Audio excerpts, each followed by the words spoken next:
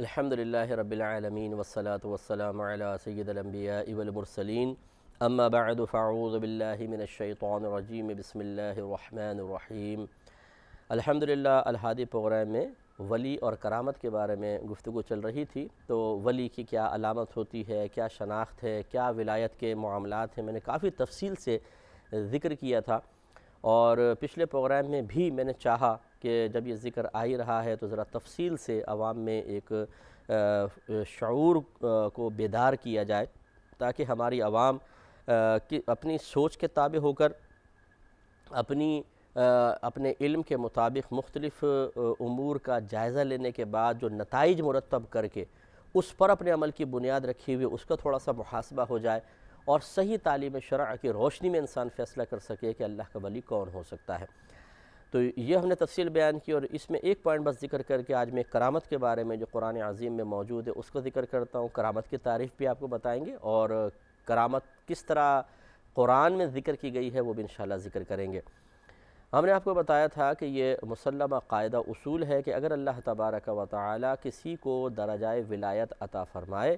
تو سلب ولایت کا خطرہ موجود رہے گا، یعنی یہ ہو سکتا ہے کہ اس ولی سے ولایت کو سلب کر لیا جائے۔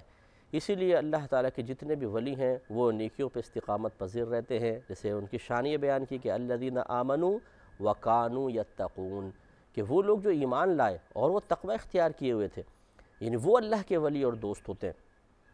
اور اگر کوئی بالفرض خدا نخواستہ درجہ ولایت پر فائز ہو کر گناہ کبیرہ کا مرتکب ہو جائے، یا صغیرہ گناہ پر اصرار کرتا رہے، یعنی توبہ نہ کرے اور صغیرہ گناہ کرتا رہے، تو اس سے ولایت کو سلب کر لیا جاتا ہے۔ مجھے سمجھ میں نہیں آتا کہ ہماری عوام کیوں یہ اپنے اندر شعور بیدار نہیں کرتی ہے کہ وہ ایک شخص کو اپنے سامنے دائمی طور پر گناہ کرتے ہوئے دیکھتے ہیں، وہ ناجائز معاملات کر رہا ہوتا ہے۔ مثال کے طور پر بہت سے ایسے آپ کو ملیں گے جو میں نے بار بار اس لیے میں ذکر کرتا ہوں کہ جو ہمارے اچھے پیر ہیں، جو بڑے بڑے آستانے چلا رہے ہیں، جو متبع شریعت ہیں، اس قسم کے لوگوں کے اندر پھنس کر لوگ ان کو چھوڑ دیتے ہیں یا ان سے بھی بدگمان ہو جاتے ہیں۔ تو یہ وہ لوگ ایسے ہوتے ہیں، بعض مجھے ایسے لوگ ملے جو نماز نہیں پڑھتے، پیر بنے بیٹھے ہوئے نماز نہیں پڑھتے۔ اب ان سے اگر آپ پوچھیں بھی آپ نماز کیوں نہیں پڑھتے ہیں، وہ بولتے ہیں کہ ہم پڑھتے ہیں دل کی نماز، ہم ظاہری نماز نہیں پڑھتے، دل میں بس کیسے آنکھیں بند کر لیتے ہیں اور نماز ہو جاتی ہے۔ وہ کہتے ہیں ہم عشق کی نماز پڑھتے ہیں، تم لوگ ظاہری نماز پڑھتے ہو۔ اور پھر یہ ایسے لوگ ہوتے ہیں کہ جو مزارات بنا کے بیٹھ جائیں گے، یعنی ان کے متبعین صاحب کا مزار بھی بنا لیں گے، اب لوگ آنا شروع ہو گئے، چادریں چڑھنا شروع ہو گئے۔ تو یہ نہیں ہے کہ معاذ اللہ ہمارے جو پرانے اکابرین کے مزارات بنے ہوئے ان میں اس قسم کے لوگ تھے، ان کی بزرگیاں مسلمہ ہیں، لیکن اگر اس قسم کے آدمی کو آپ جانتے ہیں کہ یہ فاسق تھا، فاجر تھا، نمازیں نہیں پڑھتا تھا، اس قسم کی صورتحال اگر نظر آ جائے معاذ اللہ، تو یہ شخص، اب اس شخص کا اگر مزار بنا دیا جائے، آپ خود سوچئے اس سے کیا فیض حاصل ہوگا۔ اور یہ اس قسم کے شخص کا مزار بنانا شرعاً بالکل جائز نہیں ہے، کیونکہ قبر پر عمارت بنانا، قبر کو پختہ کرنا یہ ممنوع ہے۔ یہ وہیں پر اجازت مل سکتی ہے جہاں شدید حاجت ہو، اور حاجت فقہا نے بیان کی ہے کہ اگر کوئی اللہ کے مثلا نبی ہیں، کوئی صحابی کی قبر ہے، یا واقعی اشراف القوم میں سے کوئی مفتی ہیں اور عالم دین ہیں، اور جو بھی اگر پیر ہیں جو صحیح اللہ کے ولی ہوتے ہیں، پیر ہوتے ہیں، وہ عالم بھی ہوتے ہیں، تو پیر وصف پیر نہیں بلکہ وصف علم کی وجہ سے اگر یہ گمان ہو کہ لوگ ان کی قبر کو پہچان نہیں پائیں گے اور بے ادبی کریں گے، بے حرمتی کریں گے، تو پھر دیگر عام مسلمانوں کی قبور سے امتیاز قائم کرنے کے لیے ان کی قبر پہ کچھ ایسی علامت مقرر کر دینے میں کوئی حرج نہیں ہے، تاکہ لوگ اگر سب قبروں کی بے حرمتی کر رہے ہیں تو کم از کم ان کی قبر کی بے حرمتی سے تو بچ جائیں، کیونکہ یہ اللہ کے مقرب بندے ہیں، یہ اللہ تعالیٰ کے محبوب بندے ہیں، ان کی قبر تو کم از کم محفوظ رہے۔ اس سوچ کے ساتھ پھر قبروں کو تھوڑا سا اس طرح اس پہ علامات مقرر کی گئیں۔ پھر لوگ چونکہ وہاں حاضر ہوتے تھے قرآن وغیرہ پڑھنا، یہ تو پھر دھوپ میں بیٹھے ہیں تو اس لیے وہ قبہ بنانے کی اجازت دے دی گئی، چلے اس کے سائے میں آپ قرآن پڑھیں، آپ یہاں پر اگر کوئی فاتحہ وغیرہ کرنا چاہتے ہیں کریں، تو یہ ضرورت کے تحت ہے۔ اب یہ نہیں کہ ہر فاسق فاجر کا آپ مزار بنا دیں۔ اور معاذ اللہ ثم معاذ اللہ، میں نے سنا ہے، میں نے دیکھا نہیں ہے، مجھے پنجاب میں دوست نے بتایا کہ ایک کوئی ہوں گے پیر صاحب، ان کا پاس کوئی گدھا تھا، وہ گدھا فوت ہوا تو اس کا بھی مزار بنا دیا لوگوں نے، بتائیے، اس پہ بھی لوگ چادر ڈالنے لگ گئے۔ اب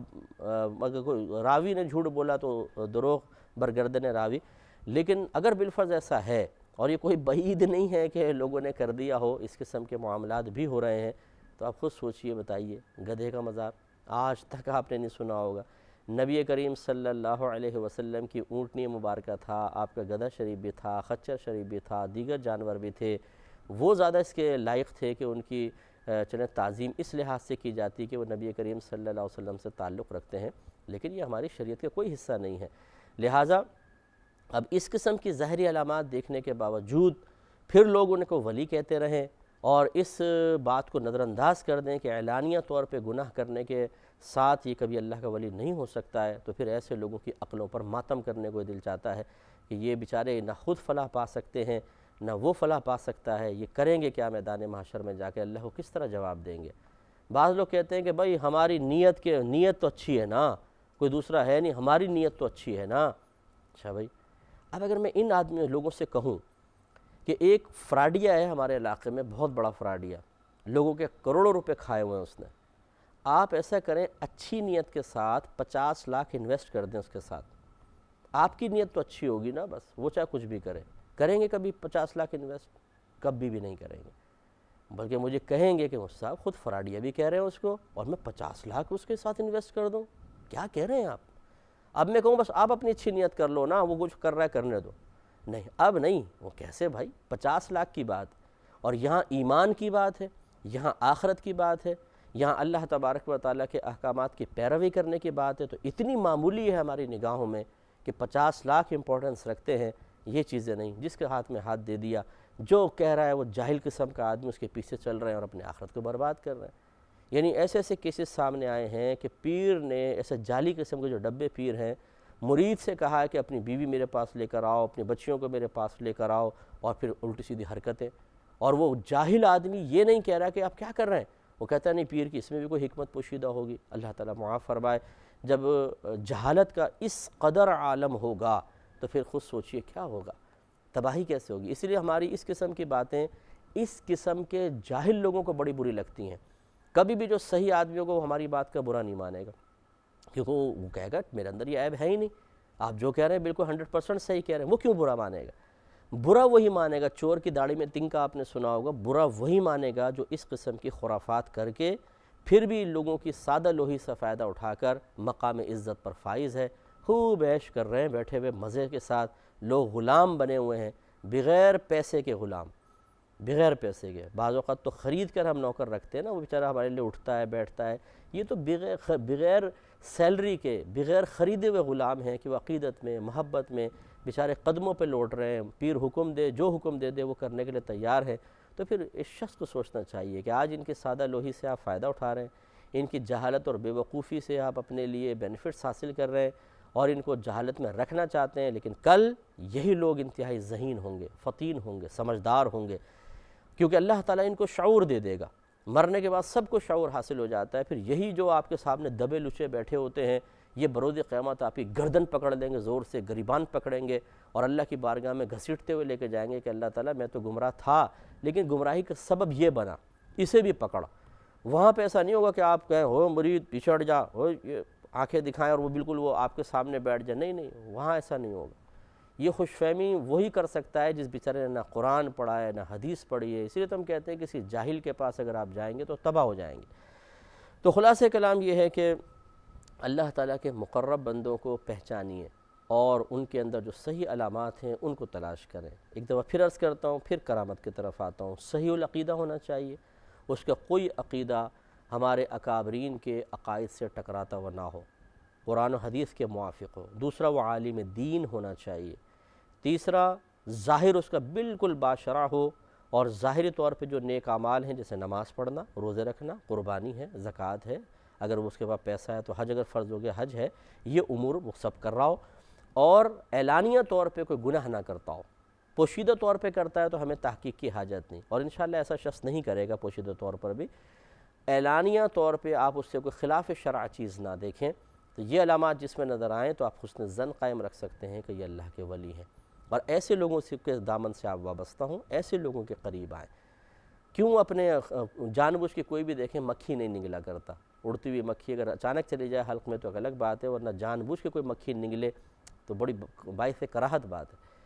اور میں نے یہ عرض کیا کہ آپ یہ نہ سوچئے گا کہ شاید میں کسی شخصیت یا کسی کے خلاف نہیں، بلکہ آپ میری گفتگو سے قطع نظر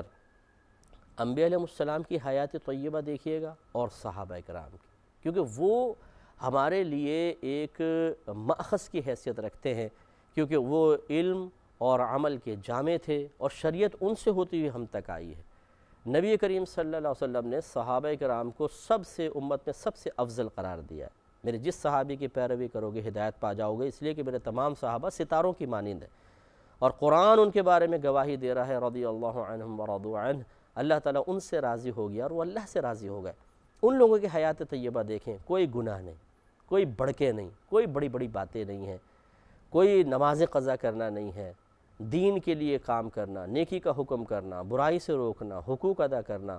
علم حاصل کرنا، یہ تمام اوصاف ان میں نظر آئیں گے۔ اب ان سے بڑھ کے کوئی ولی ہو سکتا ہے؟ یہ ہے ہمارے لیے مشعل راہ۔ دکھائیں کوئی ایسا صحابی مجھے کہ جس نے سب عورتوں کو سامنے بٹھا کر اور پھر ان سے باتیں کی ہوں، بے پردہ عورتوں کو سامنے بٹھا کر، ہے کوئی ایسا صحابی؟ دکھا دیجئے، چلے کوئی نبی دکھا دیجئے ایسے، پردے میں رہ کے تمام معاملات ضرور ہوئے ہیں، کبھی سامنے بٹھا کر نہیں ہوئے۔ میرے آقا صلی اللہ علیہ وسلم نے ایک دن مقرر کیا تھا عورتوں کو واعظ و نصیحت کے لیے، عورتیں حاضر ہوئی یا رسول اللہ، بخاری کی روایت ہے۔ مرد تو آپ سے اکتساب فیض کرتے ہیں، ہم گھروں میں ہوتی ہیں، کوئی ہمارے لیے بھی کوئی علم کا ذریعہ بنا دیجئے کہ براہ راست علم سیکھنے کا، ورنہ تو صحابہ سیکھ کے اپنے گھروں میں بتاتے ہی تھے۔ تو سرکار نے ان کے اصرار پر پھر ایک دن مقرر کیا، لیکن وہ کیسا تھا کہ عورتیں پردے میں ہوتی تھیں، رحمت کونین صلی اللہ علیہ وسلم پردے میں رہ کر گفتگو فرمایا کرتے تھے۔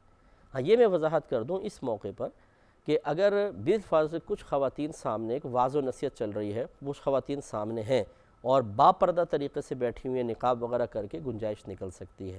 یا جیسے اب ہمارے ساتھ ایک پرابلم یہ ہوتی ہے کہ جیسے ہماری بڑی محافل ہوتی ہیں، اس میں ونس ایک سائڈ پہ عورتیں ہوتی ہیں، ایک سائڈ پہ مرد، 5-7 منٹ 10 کا ہی بیان ہوتا ہے، لیکن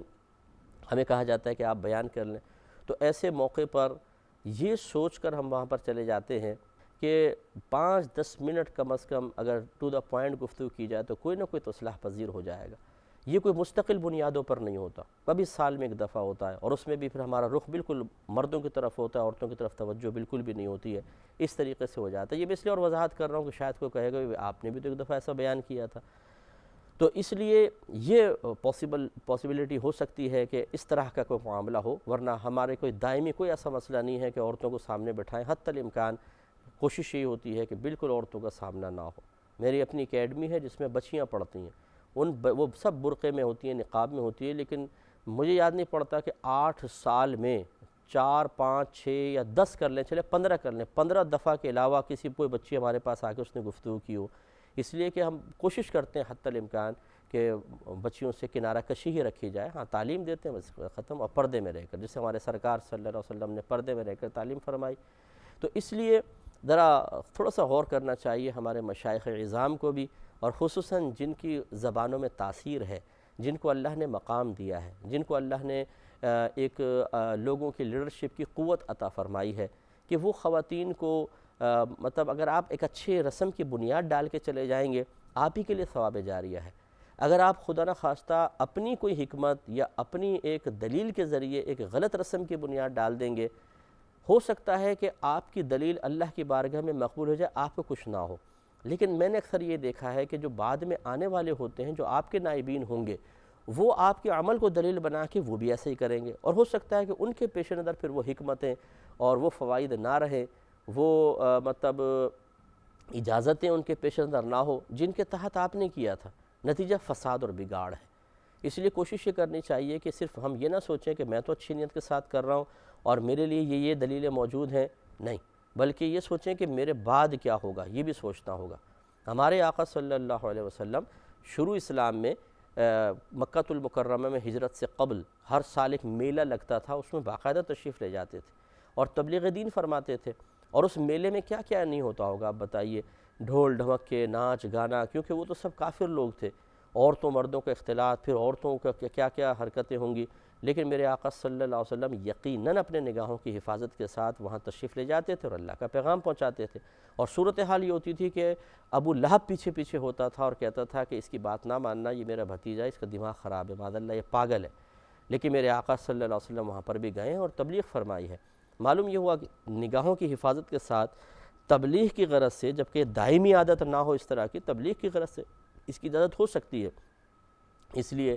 ذرا سوچ سمجھ کے ہمیں فیصلہ کرنا چاہیے۔ اللہ تعالیٰ سے دعا ہے کہ رب کریم جو کچھ سنا اسے یاد رکھنے، اس پہ عمل پیرا ہونے کی توفیق عطا فرمائے۔ آمین۔ وآخر دعوانا ان